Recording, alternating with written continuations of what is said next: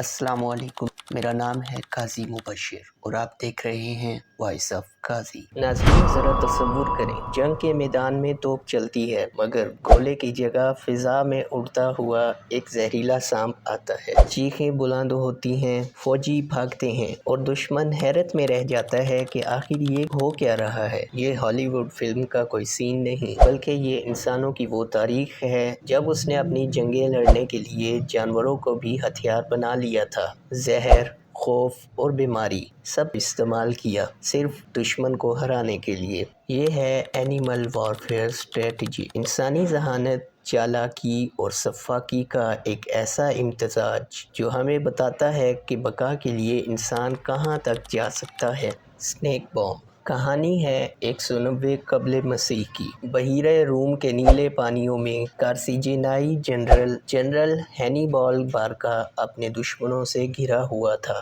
جہاز کم، وسائل محدود مگر دماغ ہمیشہ کی طرح تیز۔ اس نے ایک انوکھا منصوبہ بنایا، اپنی فوج کو حکم دیا کہ مٹی کے گھڑوں میں زہریلے سانپ بھرو اور انہیں دشمن کے جہازوں میں پھینک دو۔ جب وہ گھڑے دشمن کے جہازوں میں ٹوٹے تو زہریلے سانپوں کی ایک رینگتی ہوئی فوج دشمن کے جہاز میں پھیل گئی۔ سپاہی گھبرا گئے، کوئی چیخا، کوئی بھاگا اور اسی خوف و افراتفری میں ہینیبال نے حملہ کر دیا۔ اس جنگ کا نتیجہ یہ نکلا کہ ہینیبال نے نہایت ہی آسانی سے دشمنوں کو دھول چٹا دی۔ سانپوں کا یہ قدیم حیاتیاتی ہتھیار تاریخ کی سب سے غیر متوقع مگر ذہین جنگی حکمت عملیوں میں شمار ہوتا ہے۔ اب ذرا چلتے ہیں 198 عیسوی کے عراق میں ایک قلعہ رومی شہنشاہ سیپٹیمیس سیورس کی فوج کے محاصرے میں تھا۔ محافظوں کے پاس نہ بڑی فوج تھی نہ جدید ہتھیار مگر ان کے پاس دماغ تھا اور فطرت کے زہریلے سپاہی۔ انہوں نے مٹی کے گھڑوں میں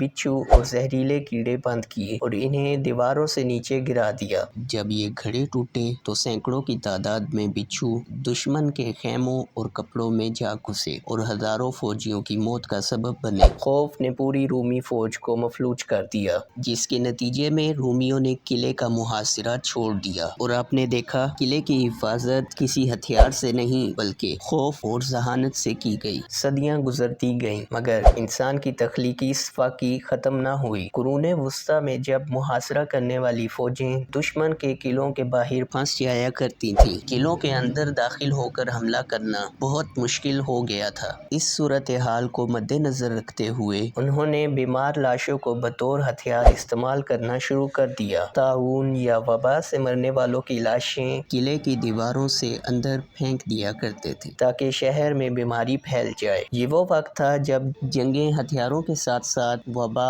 اور وائرس پھیلا کر بھی لڑی جانے لگیں۔ یہی طریقہ جدید بائیولوجیکل وارفیئر کی بنیاد سمجھا جاتا ہے۔ یوں خوف، بیماری اور نفسیاتی دباؤ سب کو جنگوں میں ہتھیار کے طور پر استعمال کیا جانے لگا۔ لیکن جانوروں کا استعمال صرف زہریلے یا چھوٹے جانداروں تک محدود نہ تھا۔ تاریخ کی کئی بڑی جنگوں میں طاقتور ہاتھیوں نے میدان جنگ کا نقشہ بدل دیا۔ جب ہاتھیوں کے جھنڈ داخل ہوتے تو زمین لرزتی تھی اور ان کے دھاڑ دشمن کے دل چیر دیتی تھی۔ یہ تھے قدیم زمانے کے جیتے جاگتے ٹینک۔ ان کا سب سے مشہور استعمال 326 قبل مسیح میں ہوا، جہاں ہندوستان کے بادشاہ پورس نے سکندر اعظم کے خلاف درجنوں جنگی ہاتھی تعینات کیے۔ ان ہاتھیوں نے یونانی سپاہیوں کی صفوں میں کھلبلی مچا دی، گھوڑے پدک گئے، سپاہی منتشر ہو گئے اور سکندر کو پہلی بار جنگ میں حقیقی مزاحمت کا سامنا کرنا پڑا۔ یہ ہاتھی صرف طاقت کی علامت نہیں تھے، یہ نفسیاتی ہتھیار تھے، ایک چلتا پھرتا دہشت کا مجسمہ۔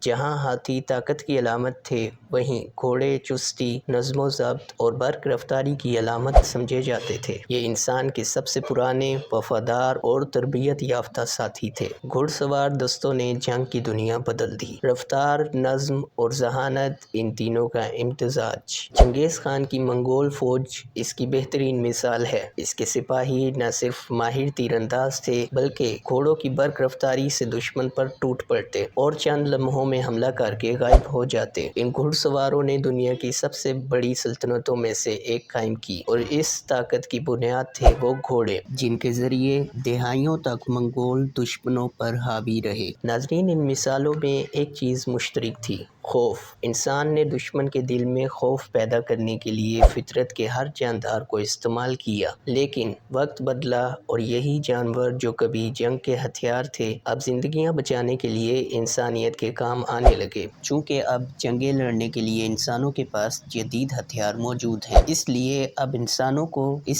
انسانوں کو جنگوں میں جانوروں کو استعمال کرنے کی ضرورت پیش نہیں آتی، مگر انسان آج بھی جانوروں کو اپنے نفع کے لیے استعمال کر رہا ہے۔ آج افریقہ میں ایک غیر منافع بخش تنظیم اپوپو ایسے چوہے تربیت دیتی ہے جو بارودی سرنگوں کی بو سونگھ کر ان کا پتہ لگاتے ہیں۔ انہیں کہتے ہیں ہیرو ریٹس۔ یہ ننھے مگر ذہین چوہے ٹینس کورٹ جتنے علاقے کو صرف آدھے گھنٹے میں سکین کر لیتے ہیں، اور سب سے خوبصورت بات، ان چوہوں کا وزن اتنا کم ہوتا ہے کہ لینڈ مائنز پھٹتے ہی نہیں۔ ان کے ننھے پنجوں نے ہزاروں زندگیاں بچائی ہیں۔ ناظرین، اگر کسی جانور کو انسان کا سب سے قدیم، مخلص اور بے مثال ساتھی کہا جائے تو وہ کتا ہے۔ ہزاروں سال پہلے جب انسان نے پہلی بار شکار کے لیے کسی مخلوق کو تربیت دینا شروع کی تو ڈوگ ہی وہ تھے جنہوں نے انسان کا ساتھ قبول کیا، شکار میں مدد دی، راتوں کو پہرا دیا اور خطرے کی آہٹ پر بھونک کر خبردار کیا۔ آج وہ سیکیورٹی، گائیڈ، تھراپی، ریسکیو اور فوجی خدمات میں انسان کے ساتھ قابل اعتماد ساتھی ہیں۔ پولیس اور فوجی ٹیموں کے لیے تربیت یافتہ کتے دھماکہ خیز مواد سونگھنے سے لے کر گمشدہ افراد کو تلاش کرنے تک ہر میدان میں کام آتے ہیں۔ انسان نے انہیں اعتماد دیا اور انہوں نے بدلے میں وفاداری کی ایک لازوال مثال قائم کی۔ جنگ ہو یا امن، ڈوگ نے ہمیشہ یہ ثابت کیا ہے کہ انسان کا سب سے سچا، باوفا اور لازوال دوست صرف وہی ہے۔ اسی طرح سمندر کی گہرائیوں میں امریکی بحریہ دہائیوں سے ڈولفن اور سمندری شیروں کو تربیت دیتی آ رہی ہے۔ ڈولفن اپنی حیرت انگیز حیاتیاتی سونار سے زیر آب بارودی سرنگوں کو تلاش کرتی ہیں، جبکہ سمندری شیر کھوئے ہوئے آلات اور دشمن تیراکوں کو شناخت کرتے ہیں۔ یہ بحری مشن ان جانوروں کی ذہانت اور وفاداری کا ثبوت ہیں۔ اسی طرح اگر آسمانی مخلوق کی بات کی جائے تو آسمان کی وسعتوں میں پہلی اور دوسری عالمی جنگ کے دوران کبوتروں نے پیغامات پہنچانے کی ذمہ داری نبھائی۔ کئی کبوتروں کو ان کی خدمات پر تمغے بھی ملے۔ یوں زمین، سمندر، آسمان، ہر جگہ انسان نے جانوروں کے ساتھ مل کر تاریخ لکھی۔ یہ تمام مثالیں ہمیں ایک تلخ مگر سچی حقیقت یاد دلاتی ہیں۔ انسان اور جانور کا رشتہ ہمیشہ صرف بقا کا نہیں رہا، کبھی طاقت، کبھی استحصال اور کبھی ہمدردی کا عکس بھی رہا۔ قدیم زمانوں میں انسان نے انہیں ہتھیار بنایا اور آج وہی جانور انسانی جان بچانے کے لیے کھڑے ہیں، مگر ایک سوال ہمیشہ باقی رہے گا، کیا انسان اپنی بقا کے لیے دوسری مخلوقات کی فطرت سے کھیلنے کا حق رکھتا ہے؟ کیا ان کی جبری شمولیت اخلاقی طور پر جائز ہے؟ مجھے کمنٹ سیکشن میں ضرور بتائیے۔ اسی کے ساتھ اپنے میزبان مبشر قاضی کو دیجیے اجازت۔ اللہ حافظ۔